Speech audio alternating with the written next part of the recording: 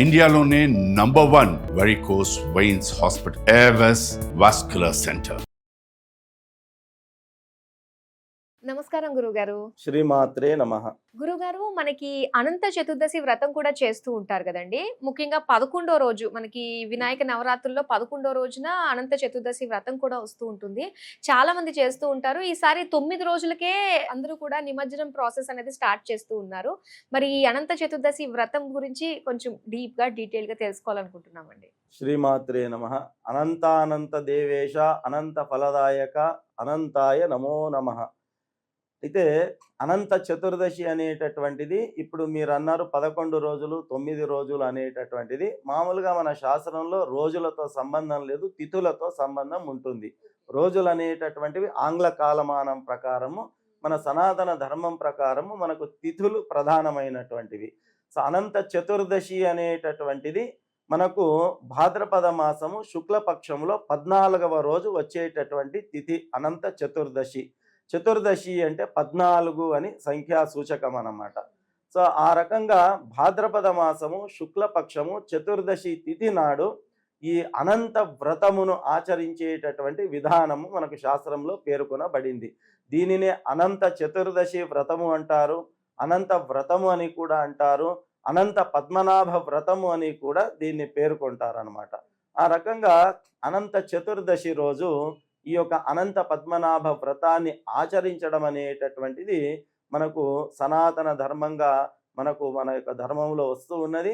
ఇదేదో నిన్న మొన్నటి వ్రతము కాదు, ఇది ఈ వ్రతాన్ని పాండవులు ఆచరించారనమాట. అంత గొప్పనైనటువంటి వ్రతము పాండవులు ఆచరించడానికి కారణం ఏమిటి?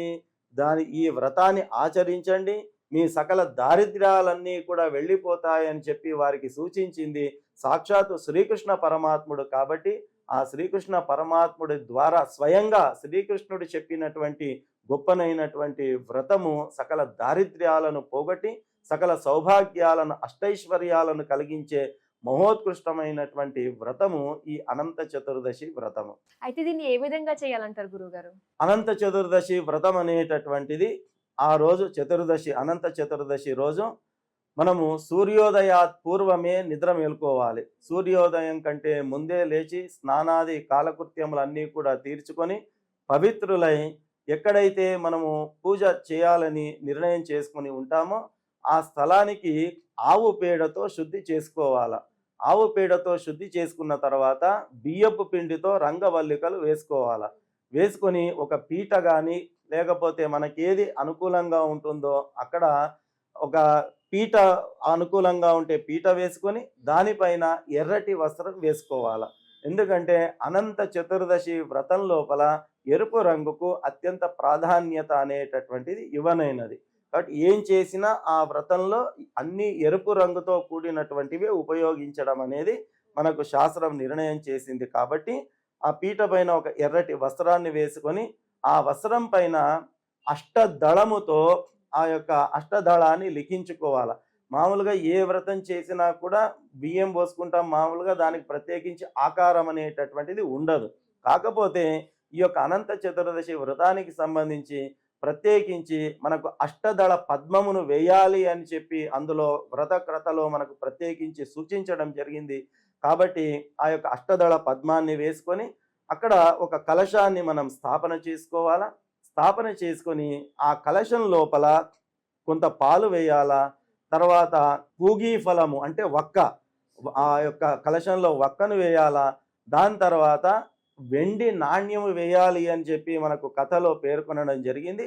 ఒకవేళ వెండి నాణ్యం గనక వేసే శక్తి లేనటువంటి వాళ్ళు మామూలుగా మనం వాడుకునేటటువంటి చిల్లర బందులు ఏవైతే ఉంటాయో అవి కూడా అందులో వేసి ఆ కలశం పైన ఒక ప్లేట్ ఇత్తడి కానీ రాగి కానీ వెండి కానీ ఏది అనుకూలం లేకపోతే మట్టి పాత్ర అయినా పర్వాలేదు ఆ కలశం పైన ఉంచి ఆ దానిపైన మనకు 7 పడగలతో కూడినటువంటి అనంత పద్మనాభ స్వామి అవతారంగా భావన చేసుకొని 7 పడగలు కలిగినటువంటి ఆకారాన్ని దర్భతో చేసుకోవాలి.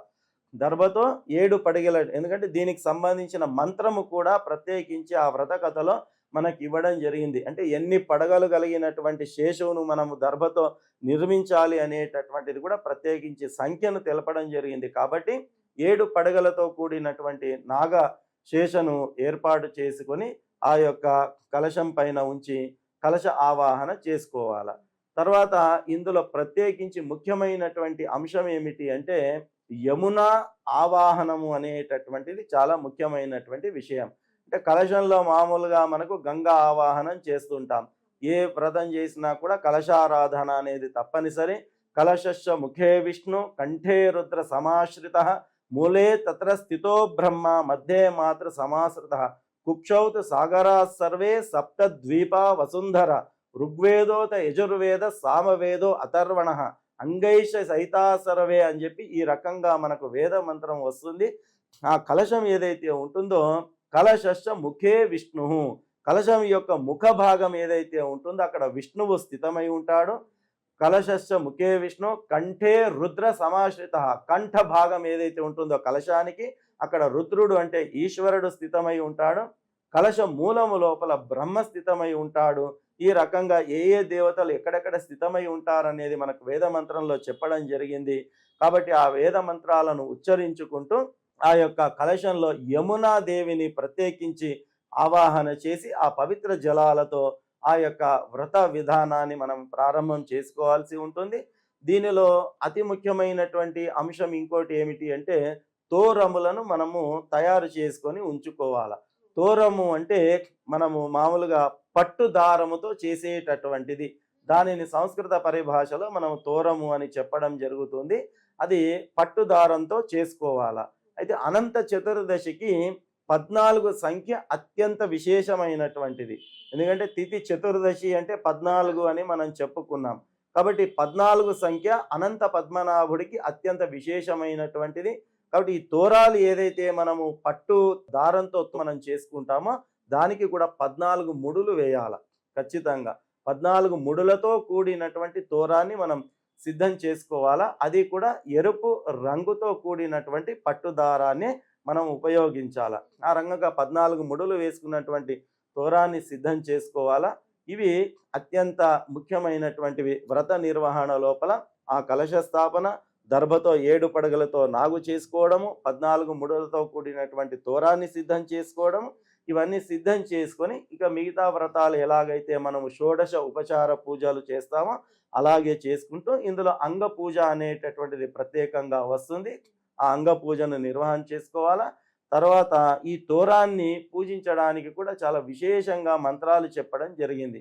మామూలుగా మనం ఏ వ్రతం చేసినా ఏ పూజ చేసినా కంకణ ధారణ లేనిదే మనం ఏ కార్యక్రమం కూడా చేపట్టము. జ్యోతి ప్రజ్వలన దీపారాధన అనేది, కంకణ ధారణ అనేది అత్యంత ముఖ్యమైనటువంటివి మన పూజా పద్ధతిలో ముఖ్యమైన అంశాలు అన్నమాట ఇవి. అయితే మామూలుగా కంకణము కట్టుకునేటప్పుడు మంత్రం చెప్పుకుంటాం, కంకణం కట్టేసుకుంటాం. కానీ ఈ అనంత పద్మనాభ వ్రతం లోపల కంకణాన్ని పూజించడానికి ఒక విశేష మంత్రం చెప్పారు. ఆ కంకణాన్ని మనము కట్టుకోవడానికి చేతిలో తీసుకునేటప్పుడు కూడా దానికి ఒక ప్రత్యేక మంత్రం చెప్పారు. కంకణ ధారణ చేసుకోవడానికి ఒక ప్రత్యేక మంత్రాన్ని చెప్పారు. అంతేకాదు ఈ కంకణము కట్టుకున్న తర్వాత జీర్ణ కంకణం ఉంటుంది. జీర్ణ కంకణము అంటే గత సంవత్సరం అనంత చతుర్దశి వ్రతంకి ఎప్పుడైతే మనం ఆ యొక్క తోరాన్ని కట్టుకొని ఉంటామో దాన్ని జీర్ణ కంకణము అని చెప్పడం జరుగుతుంది. ఈ నూతన కంకణాన్ని ఈ సంవత్సరం ధరించిన తర్వాత ఆ జీర్ణ కంకణాన్ని తొలగించాలన్నమాట.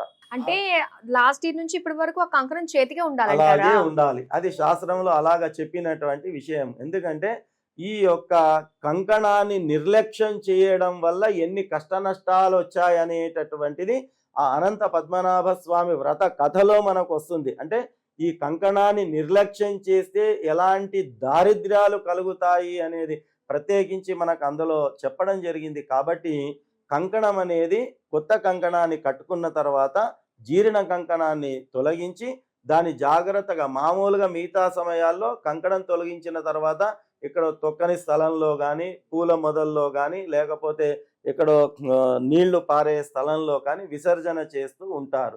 అయితే దీనికి ప్రత్యేకించి ఒక విడిగా ఒక డబ్బా చేసుకొని ఆ తొలగించిన జీర్ణ కంకణాన్ని భద్రంగా దాచుకోవాలి. ఎక్కడంటే అక్కడ పడేయడానికి అవకాశం లేదు. ఆ రకంగా ఈ తోరము, ఆ నాగశేషు దర్భంతో చేసినటువంటివి, ఇవన్నీ ఈ అనంత పద్మనాభ స్వామి వ్రతంలో అత్యంత విశేషమైనటువంటి అంశాలు. ఇక ఈ కలశాన్ని కదపడము ఇదంతా కూడా ఆ రోజు సాయంత్రానికే మనం కదుపుకోవచ్చు అంటే చేసుకోవచ్చండి. అంటే సూర్యాస్తమయం కంటే ముందుగా ఈ వ్రతం మామూలుగా మధ్యాహ్న సమయంలో చేసుకోవాలి. అది మనకు ప్రత్యేకించి మనకు వ్రత కథలో సమయం కూడా సూచించినారు కాబట్టి ఉదయాన్నే వేకువజామున్నే లేచి మొత్తం కూడా మనము శరీర శుద్ధి చేసుకొని కావాల్సినటువంటి సాంబారాలన్నీ కూడా సమకూర్చుకొని ఆ యొక్క వ్రతాన్ని మధ్యాహ్న సమయంలో పూర్తి చేసుకొని మళ్ళీ సూర్య అస్తమయంలోపు మనము కలశ ఉద్వాసన కూడా చేయవచ్చు. ఒకవేళ ఆ రోజు మంగళవారం శుక్రవారం వస్తే కదపడము మామూలుగా మంగళవారము శుక్రవారం అనేటటువంటిది ఉద్వాసన చేయకూడదు అనేటటువంటిది శాస్త్రం ఉంది కాబట్టి అలా ఉన్నప్పుడు మరుసటి రోజు మనము ఆ యొక్క క్రియను అవలంబించవచ్చు. గురుగారు, అయితే ఈ అనంత చతుర్దశి వ్రతం అన్నది ఎన్ని సంవత్సరాలు చేయాలండి? మామూలుగా ఈ అనంత చతుర్దశి వ్రతం అనేటటువంటిది ఇది పూర్వము నుంచి కూడా అనాదిగా వంశపారంపర్యంగా పెద్దల ద్వారా ఆచరిస్తూ ఉన్నటువంటి వ్రతం. సర్వసాధారణంగా అందరి ఇళ్లల్లో కూడా ఉండదు. సత్యనారాయణ వ్రతం సర్వసాధారణంగా అందరూ కూడా చేస్తారు. వరలక్ష్మి వ్రతం సర్వసాధారణంగా అందరూ కూడా చేసుకుంటారు. అట్లాగా కొన్ని వ్రతాలు చాలా ప్రత్యేకమైనటువంటివి, సర్వసాధారణంగా అందరికీ కూడా ఈ వ్రతాచరణ అనేటటువంటిది ఉండదు. కేవలము కొన్ని ప్రత్యేకమైనటువంటి కుటుంబాలు ఎవరైతే వాళ్ళ పెద్దల ద్వారా వంశ పారంపర్యంగా ఆచరణ ద్వారా వస్తూ ఉన్నదో అటువంటి వాళ్ళు మాత్రమే ఈ అనంత చతుర్దశి వ్రతాన్ని ఆచరిస్తూ ఉంటారు. అయితే ఇది 14 సంఖ్య విశేషము అనంత చతుర్దశికి అని మనం చెప్పుకున్నాం కాబట్టి ఈ వ్రతాన్ని ఆచరించేటటువంటి వాళ్ళు ప్రతి సంవత్సరము ఆచరించాలి.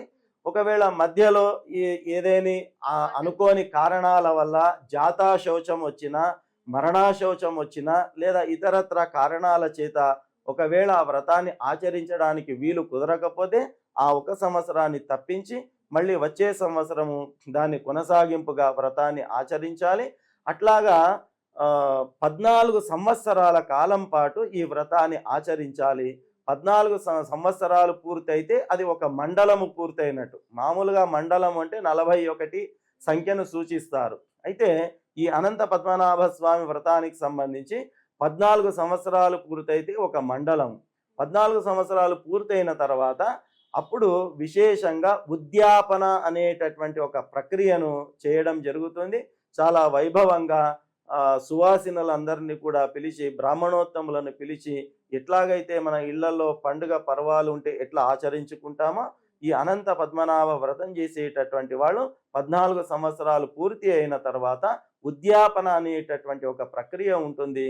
ఆ ఉద్యాపన చేసుకుంటే అది అక్కడికి ఆ 14 సంవత్సరాల వ్రత ఆచరణ సంపూర్ణమైనట్టు. మళ్ళీ వచ్చే సంవత్సరం నుంచి 1 నంబర్ లెక్క పెట్టుకొని మళ్ళీ 14 సంవత్సరాలు పూర్తి చేయడం అనేది ఇది ఇలాగే ఈ సైకిల్ అనేది కొనసాగుతూ ఉంటుంది. ఓకే గురుగారు, అనంత చతుర్దశి వ్రతం గురించి పూర్తి సమాచారం మాకు తెలియజేసినందుకు ధన్యవాదాలు. శ్రీమాత్రే నమః.